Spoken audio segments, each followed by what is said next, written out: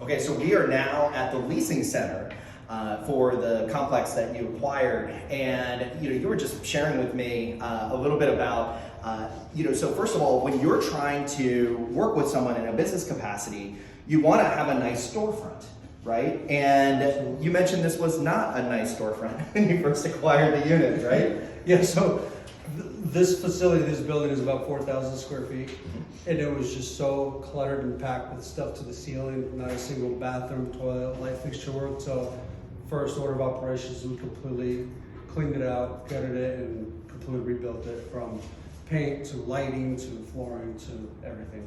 Yeah, because you're trying to do business with people, you want to have that storefront, you want them to feel invited in, and you want it to be professional. Because if you have clutter everywhere, you have just everything's junky, then that's that's how they're going to treat you, right? So having that professional image right off the bat, that's key. Absolutely. Yeah. Absolutely.